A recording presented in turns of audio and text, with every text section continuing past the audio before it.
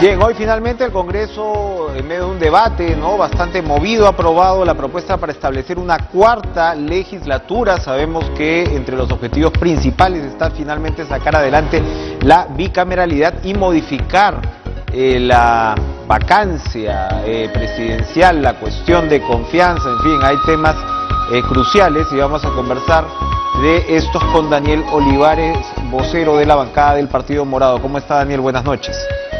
Hola, Enrique, buenas noches. ¿Cómo queda esta situación? ¿Cómo va a funcionar esta cuarta legislatura?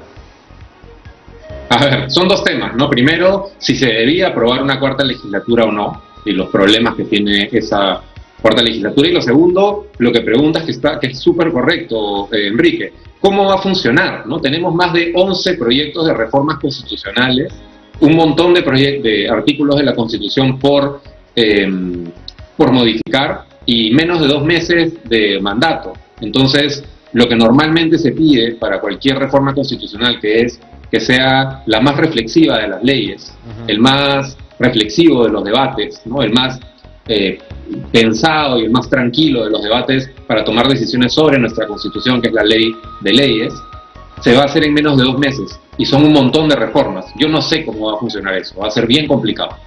Si observas cuál es la priorización, efectivamente va a ser, me imagino que muy difícil, porque si no va a salir un poquito apurado, por decirlo menos. Pero ¿dónde en el Congreso se están viendo las principales reformas? ¿Cuáles, según el ambiente que se observa o que se siente, van a salir sí o sí? ¿O esa es la intención al menos? Sí, están las más light, digamos, ¿no? Donde hay el derecho a la vivienda, el derecho al internet, ¿no? Derechos, ¿no? Que nadie se va a oponer. Y están las de fondo, ¿no? Las que cuestionan, digamos, las que son más polémicas, como bicameralidad, de todas maneras, ¿no? Que es para explicarle a la gente que el Congreso ahora se convierta en Cámara de Diputados y haya otra Cámara de Senadores, como había antes. Y la otra es la cuestión de confianza, modificar la cuestión de confianza, que es esto que se presenta, el equilibrio de poderes, digamos, entre presidente y Congreso. Y el proyecto del dictamen fortalece mucho al Congreso frente a un presidente, es para evitar, digamos, cierres de Congreso y cosas así.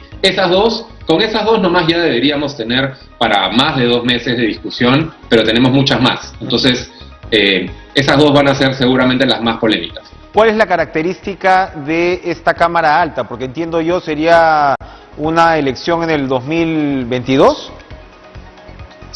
La primera sería en el 2022.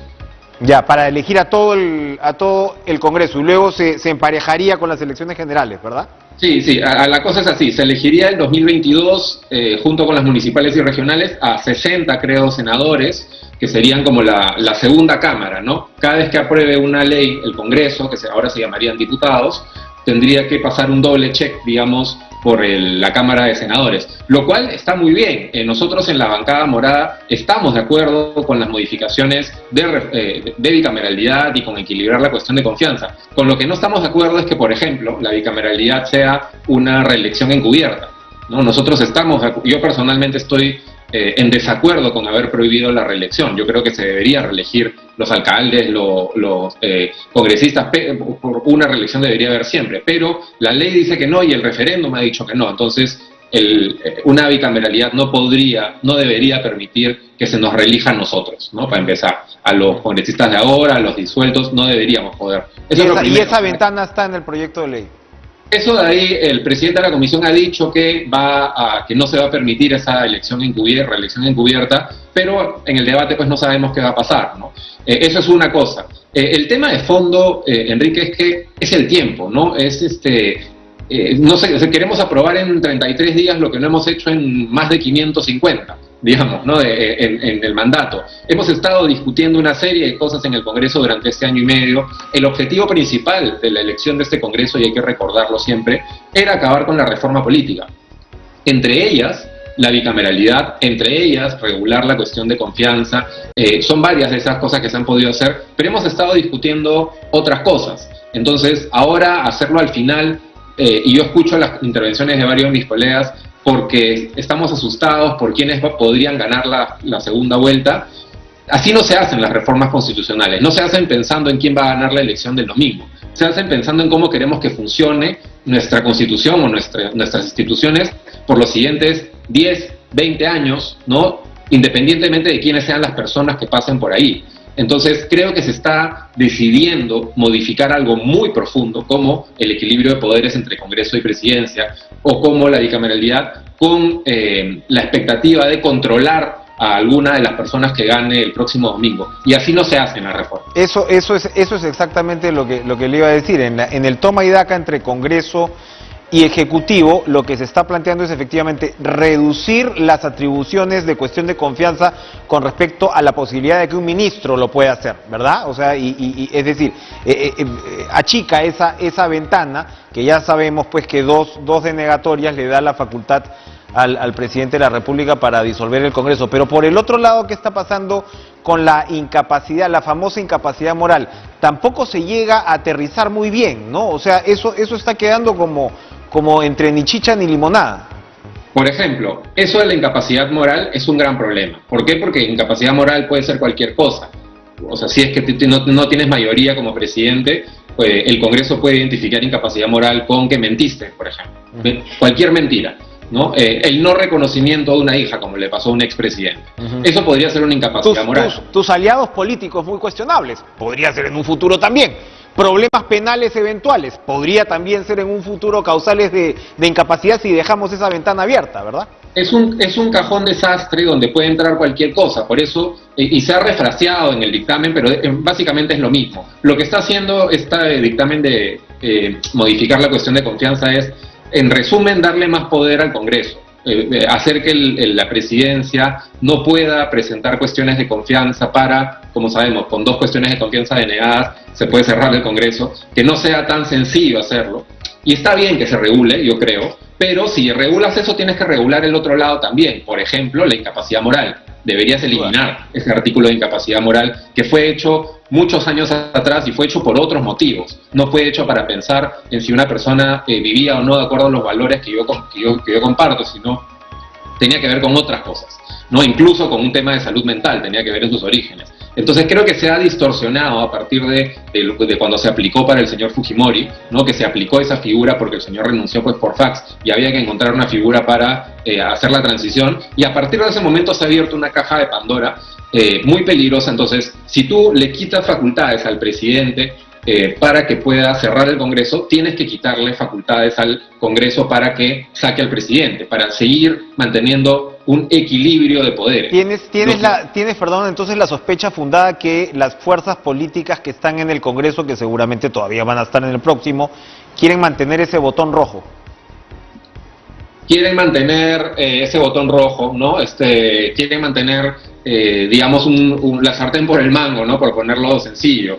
El equilibrio de poderes es fundamental para nuestra democracia, que es no es sacar algo para poner otra cosa, ¿no? Creo que no se ha encontrado la fórmula, y justamente para eso sirven las reglas de que las reformas constitucionales se aprueben en 2 legislaturas. Se debería aprobar por primera vez ahora. Imagínate que se apruebe la reforma de cuestión de confianza mañana.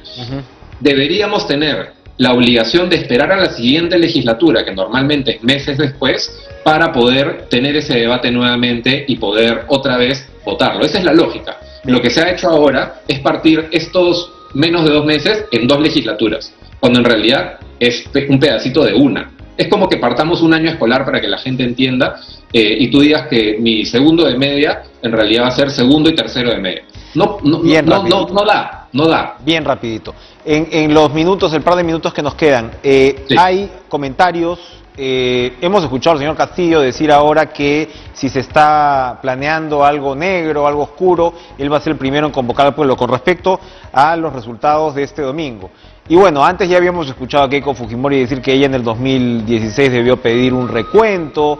En fin, hay cuestionamientos a los organismos electorales.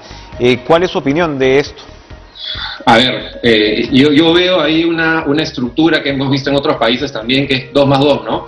Campaña contra el presidente del Jurado Nacional de Elecciones por haber militado en las izquierdas hace 40 años y haber defendido como parte del trabajo religioso acusados por terrorismo, ¿no? Eso primero, y se ha hecho toda una campaña, y a mí me siguen escribiendo personas, ¿no?, hablando del presidente del Tribunal Constitucional. Después campaña contra la RENIEC y contra el padrón electoral, ¿no?, que los muertos, que no sé qué. Campaña señalando que se han impreso cédulas de sufragio, ahí va a venir eso. Después va a venir seguro una campaña contra el Ministerio de Defensa porque no voten los militares o no. Es una fórmula que ya existe, ¿no?, y que se hace en distintos países justamente para prepararse para una derrota. Eso de ahí ninguno de los dos candidatos lo debe hacer. Es donde están mostrando, donde tienen que mostrar, antes de ser elegidos o antes de postularse el domingo a ser elegidos, mostrarse responsables. Quieren ser presidentes del Perú, cualquiera de las dos personas, quieren dirigir al Perú, tienen que mostrar madurez en este momento y deslindar de esas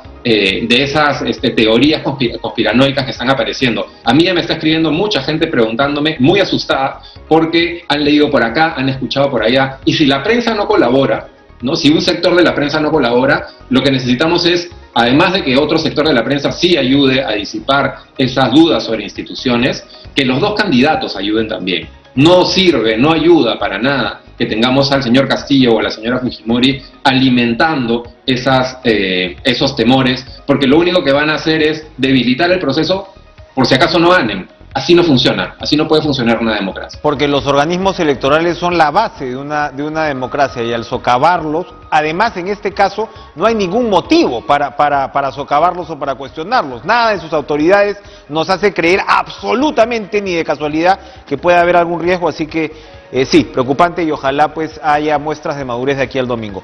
Gracias, Daniel Olivares, por acompañarnos esta noche en Cara a Cara. Gracias. Bien, vamos a darle ya el pase a Lucho y Joana con En Pared. Nosotros nos